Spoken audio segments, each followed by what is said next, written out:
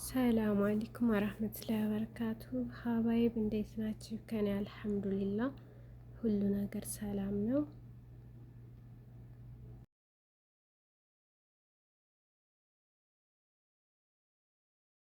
የትኛውም ህይወት ምናልባት ከትናንት ወዲያ የተጋቡ ሙሽራዎች ካልሆኑ በስተቀር የትኛውም ህይወት እርግጠኛ ሆኜ ነው የምነግራችሁ 100% በቃ 100 የተዳረ ህይወት ቢኖር ስለ 100ም እርግጠኛ ሆኜ ነው የምነግራችሁ። 100ም ማር ሆኖ እንደው ቸኮሌት ሆኖ ተመቻችቶ ምናምን የሚኖር የለም። እንኳን ካመጣሃት ባዕድ ሴት ጋር ኦር ከተጣመርሽው ባዕድ ወንድ ጋር ቀርቶ ራስህ ጋር እንኳን በቀን ስንቴ ትጣላለህ?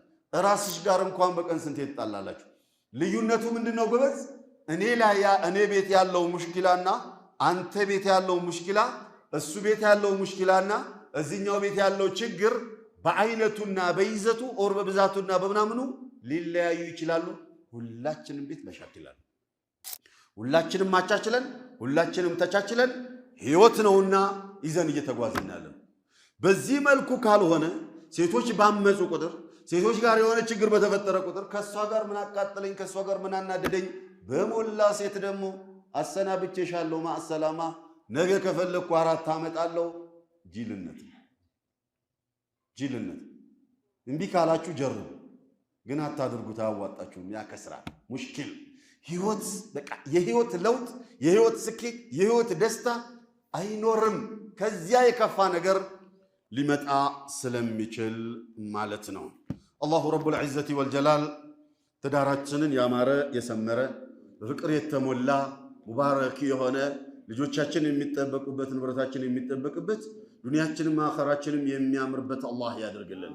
ትዳር ውስጥ ገብቶ የሚበጠብጥ ሰይጣን ያ ጀማዓ ሰይጣን ከሚሰራቸው ስራዎች ውስጥ በጣም የሚሞገሰውና ምንድነው ታጅ የሚለብሰው የሚሸለመው ባልና ሚስት መካከል ላይ ሲያፋታና ሲያለያይ። ስለዚህ ሰው ሸይጣንንም የጂኒ ሰይጣኑንም አላሁ ጀለ ወዐዝ ከትዳራችን መሃል ያርቅልን። የአማን ህይወት የምንኖር አላህ ያድርገን። እነሆ ወልዩ ዛሊከ ወልቃዲሩ ዐለይሂ ወሰለላሁ ዐላ ነቢይና ሙሐመድ ወዐላ አሊሂ ወሰህቢሂ። ጠንቋይ ዘንድ ሄዶ ያለውን አምኖ የመጣ ሰው በእኔ በወረደው ክዷል፣ በማዕና በቁርአን ክዷል ማለት ነው። ጠንቋይ ቤት ሄዶ የጠየቀ የ40 ቀን ሰላቱን አላህ አይቀበለውም። በሌላ ሪዋያ በዚህ አጋጣሚ የ40 ቀን ሰላቱን አላህ አይቀበለውም ማለት ወደ ኩፍር ሄዷል ማለት ነው። ፈቀድ ከፈረ ቢማ ኡንዚለ ዐላ ሙሐመድን ብሎ ማለት ወደ ኩፍር ሄዷል ማለት ነው። በዚህ መሃል ላይ ተውበት ሳያደርግ ከሄደ መጨረሻው ምን ይሆናል ስለሚለው መቼም ግልጽ ነው።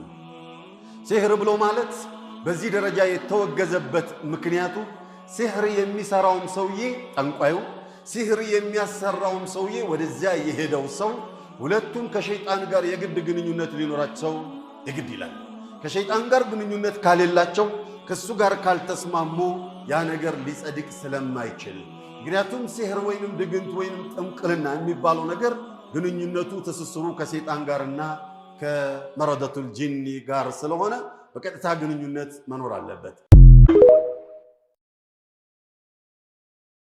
ዛሬ እናቶች ለልጆቻችሁ ስኬት ምን ያህል ነው የምትለፉት? ምን ያህል ነው የምትሰሩት? በተለይ ሀብቱን አላህ የሰጣችሁ እናቶች ከቅዳሜ እስከ ቅዳሜ ውጭ የሚውሉ እናቶች ሁሉ ዛሬ ሸቀጥ ሽመታ ነው፣ ነገ ኮስሞቲክስ ገበያ ነው፣ ነገ ልብስ ቤት ገበያ ነው፣ ነገ ሞል ነው፣ ተነገ ወዲያ ሽንኩርት ገበያ ነው፣ ተነገ ወዲያ ምናምን ነው። ሐሙስ ደግሞ አይሚን እሁድ ኦር ሰም የሆነ ቀን ደግሞ ተሰብስበው የግቢ ኦር የአንድ አካባቢ ሴቶች ቡና የሚጠጡበት ቀን ነው።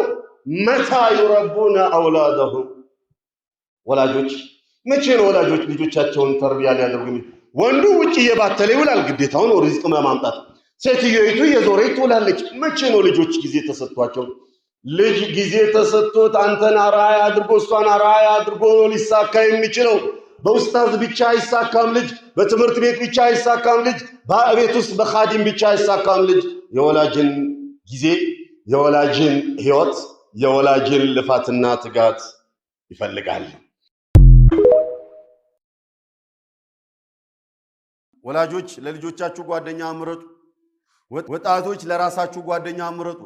አንድ ብቻ ምሳሌ፣ ኤሌመንተሪ ላይ የነበረ ተማሪ ወደ ሃይ ስኩል ሲገባ ብዙ ተማሪዎች ከመስመር ይወጣሉ። በብዛት አይደል?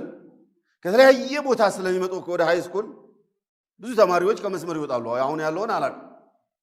እንዲህ ነው ምክንያቱ ሲባል ከተለያየ አካባቢ የሚመጣ ተማሪ የተለያየ ማንነትን ይዞ ነው የሚመጣው። የተለያየ ባህሪ፣ የተለያየ ስነ ምግባር እና ተግባር ይዞ ነው የሚመጣው። ኢዘን ፍሬሽማን ስለሚሆኑ ገና አዲስ የሃይስኩል ተማሪ ስለሚሆኑ የሚገጥሟቸው ጓደኛ ይወስነዋል። ግቢም ሲገቡ ከዛሊክ የሚገጥማቸው ጓደኛ ይወስነዋል። ተጭረው ወጡ፣ ፌል አደረጉና ተባረሩ፣ ነቀለ ምናምን የሚባለው እኮ መጥፎ ጓደኛ ገጥሞት ነው። ጥሩ ጓደኛ የገጠመው ሰቀለ ሲባል ነው የምንሰማው። መጥፎ ጓደኛ የገጠመው ተሰቀለ ሲባል ነው የምንሰማው። ለዛሊክ መስቀል ኦር መሰቀል፣ በተለይ ተማሪዎች የትኛው ነው የሚሻለው? ጥሩ ጓደኛ ምረጡ። መሰረቱ እዚያ ጋር ስለሆነ ማለት ነብዩ ሰለዋቱ ረቢ ወሰላሙ ዐለይሂ የትዳር ጣምራችንን ሲመርጡልን إذا جاءكم من ترضون دينه وخلقه فزوجوه تنكه المرأة على 4 عدل ሴትንም ዲን ነው መሰረቱ፣ ወንድንም ዲን ነው መሰረቱ። ጥሩ ጓደኛ መምረጥ ማለት ካልሆነ ትዳሩ የከፋ ይሆናል። ሀጂ ረዲ ይባላሉ።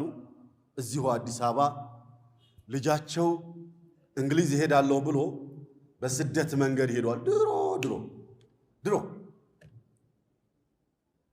እና የሆነበት ደርሶ አይ ቲንክ ሊቢያ ኦር የሆነበት ብቻ ተያዘ። እዛ ጨንቋቸው ለሊት ተነስቼ የታጀራ አካባቢ ሰው ናቸው። አዲስ አበባ ነው ነዋሪነታቸው፣ እዚህ ኮልፌ ነው። ለሊት ተነስተው ያ ረብ ልጄን አድርስ ወይንም መልስ። አላህ ይሄ ነው ዱዓት። ያ ረብ ልጄን አድርስ ወይም መልስ። ምን ሽደት ፈቅሪህ ከድህነቴ ብዛት የተነሳ አሉ ልጆችን ቆጥ ሰርቼ ያሏቸውን ልጆች በሙሉ ደረጃ በደረጃ ነው ማስተኛው። እዛ እንደዛ እየሰገድኩ እንደዛ እየጮህ ያኒ ከልባቸው ሙጠር ናቸውና ሳላስብ ድምፄን ከፍ ሳደርግ ልጄ ድንግጥ ብላ ተነሳች። ውይ ልጄ አስደነግጥ አፉበይ አስተኛኋትና በቃ እኔም ተኛሁኝ። ከዚያ ተወሰነ ቀናት ቆይቶ ልጄ ደወለልኝና አባዬ እንግሊዝ ገባሁኝ አለኝ። بسبب هذا الدعاء دعا الفرج በዚህ ዱዓ አማካይነት ለዓለሁ በዚህ ዱዓ አማካይነት ፈረጅ መጣ። ልጆቻቸው በሙሉ ወጡ። አይ ቲንክ 11 ወር 12 ልጆች አሏቸው። ልጆቻቸው በሙሉ ወጡ። አንድ ልጅ ብቻ ትኸድም ተብላ እዚህ ቀረችና አንድ ቀን ሰብስበው እንዲህ ሰደቃ ነገር አድርገው ይሄው በልጆቼ በረካ እግሬን ዘርግቼ ሰፊ ግቢ ላይ ሰፊ ቤት ላይ በራሴ መኪና እንቀሳቀሳለሁኝ ብለው ይሄንን ቂሳ ነገሩ።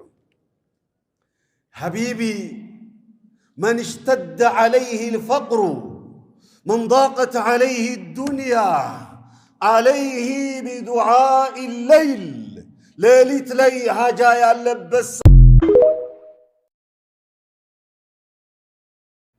እና ውዶችዬ አዳዲስ ነገር ሳገኝ አመጣለሁ። እሺ ያው ተረድታችሁኛል ብዬ አስባለሁ። ሰዓት ለማስቆጠር ነው። እሺ እመጣለሁ ኢንሻአላህ።